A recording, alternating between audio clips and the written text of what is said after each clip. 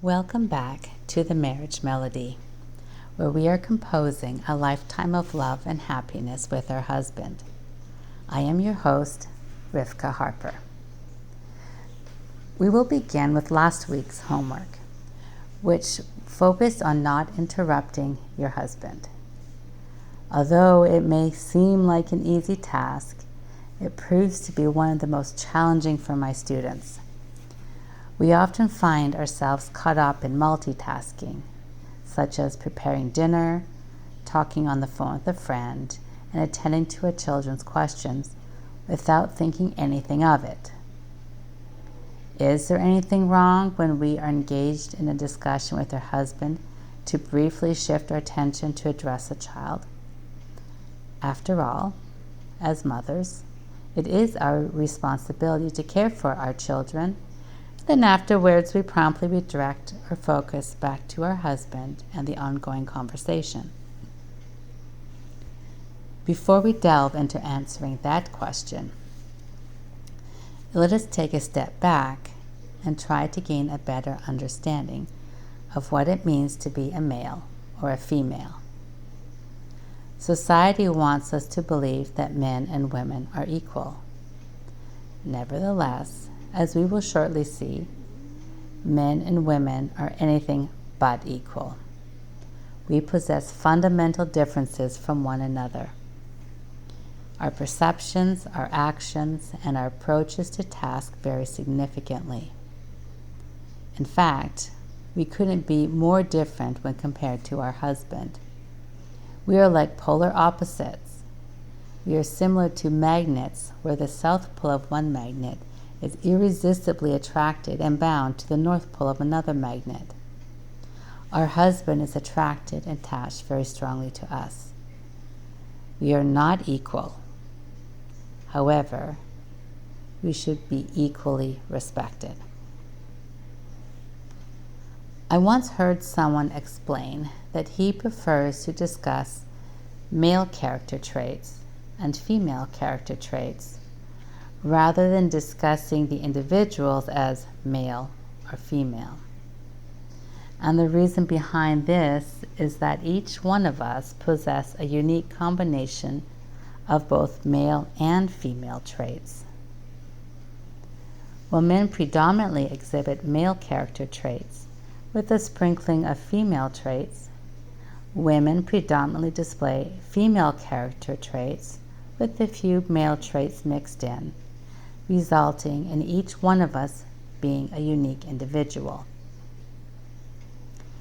It is important to note, before we move forward, that when I discuss the nature of men and women, I'm talking about a generalization. There are always exceptions to the rules, which is why it is very helpful to examine things in terms of character traits. Each of us is a distinct person and possess our own set of traits. By understanding the various components that constitute our overall makeup, we not only gain a better understanding of ourselves, but also of other people. So what defines male character traits? Well, a straightforward way to grasp this is by considering the physical realm. Men tend to be more inclined toward physicality. They are generally taller and stronger than women, often choosing careers in fields like construction, plumbing, and electrical work. They also make up the majority in fields such as sciences, math, and engineering due to their ability to generate many creative ideas. Moreover, men can easily get excited about something, but struggle to see it through to completion, for they are ready to move to the next bigger and better thing.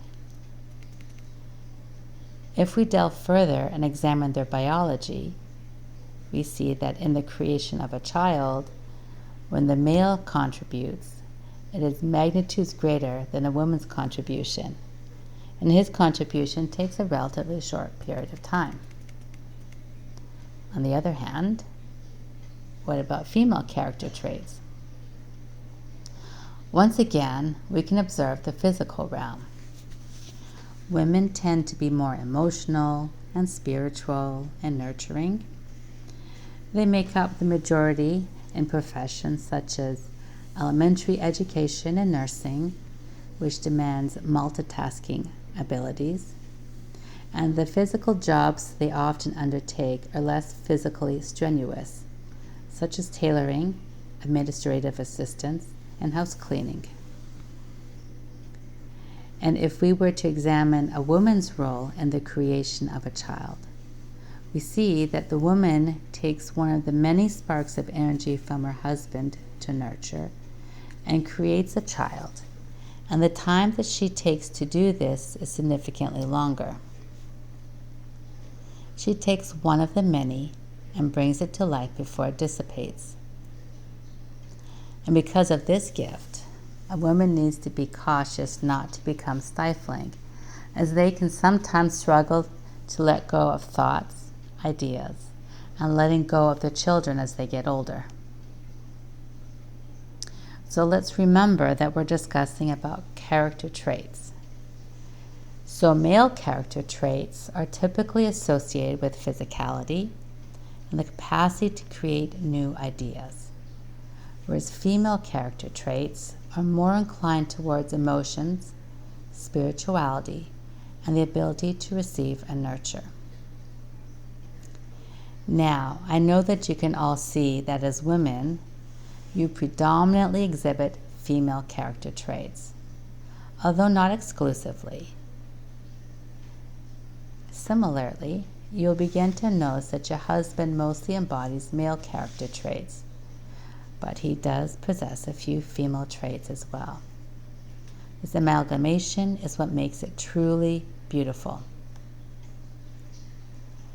Considering this combination, we can observe that certain fields tend to be dominated by either women or men when individuals have the freedom to choose their own career paths. People make their own choices of what area they want to specialize in when they enter university. And I consulted the latest statistics from the U.S. Bureau of Labor for the year 2021, and I found some very intriguing figures. If we take a look at women have comprised 74% of all florists, 77% of librarians, 82% of veterinarians, and 96% of child daycare workers. On the other side, men held a majority in the construction industry at 89%, leather and high tanning at 100%, farm supply wholesale is at 100%, rail transportation at 92%, and landscaping services at 90%. So I'm sure that you can see as you're listening or reading the trend as to what kind of professions each of us tend to take. And I hope that you can now start to see some of our differences. While we do share many similarities, there exist fundamental distinctions between us. Neither side is superior to the other. There's no one of us which is better than the other. And it's like comparing an orange and a carrot. You can say both are orange and both grow from plants. They have some similarities, but they are inherently dissimilar. However, you can not see one as better than the other. Instead, we would ask the question, well, what is needed? If you desire something with vitamin A or something that is hearty, well, go for the carrot. If you need vitamin C or you want something sweet, then choose the orange. However, sometimes a carrot can satisfy your sweet tooth.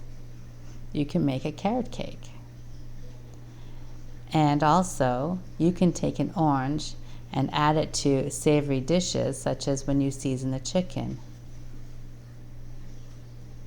So just like the carrot and the orange, men and women have their respective areas of expertise, although they can share and cross boundaries at times. We are different, and we are both necessary. It is truly a beautiful thing. Now, we can have an inkling as to why sometimes there's a lot of tension within a marriage. Sometimes, or oftentimes, we just cannot seem to be on the same page. Now, I know that some of you have questions, such as, why does it have to be this way? Why were we created so different? Those are very good questions. Now, let me tell you a story that happened between my husband and I several years ago. We had to make a decision regarding one of our children, and as good parents, we talked long and hard about what needed to be done. We had two options, option A and option B. We knew which one we wanted, but we also knew that we were being a little bit selfish. The question really was, which was best for our son? So we listed all the pros of each option and all the cons for each option, but we still could not figure it out. Option A still looked really good, but was it the correct path? We were tempted to choose it, however, we were still very unsure. Then I had the idea of focusing on the major pros for option B.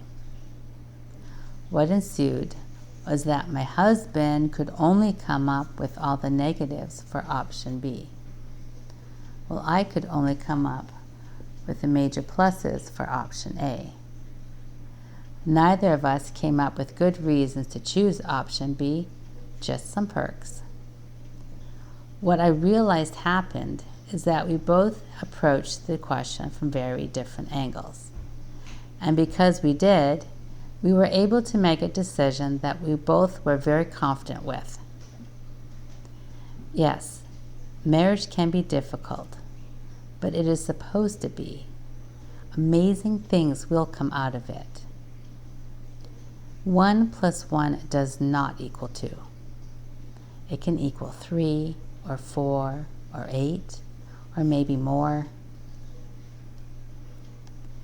Now, let us conclude by addressing the question we initially posed. Why is it so challenging to avoid interrupting our husbands? While talking with kindred spirits who are comfortable with multitasking, feel free to be yourself. However, it's important to recognize that our husbands often differ in this aspect.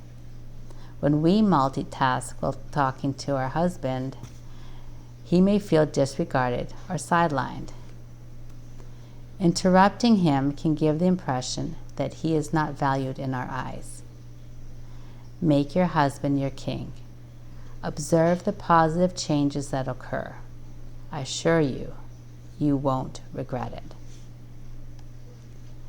And since this is generally a difficult homework to master, we will continue practicing it for the coming week.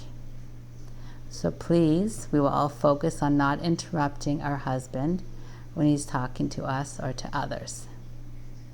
And to help out, I have published a journal on the website. You can go to themarriagemelody.com. It includes sections for recording the weekly homework, reflecting on how things went, noting both the positive aspects and the areas for improvement, and considering alternative approaches for future attempts. I encourage you to come and visit and explore it. Until next time, take care.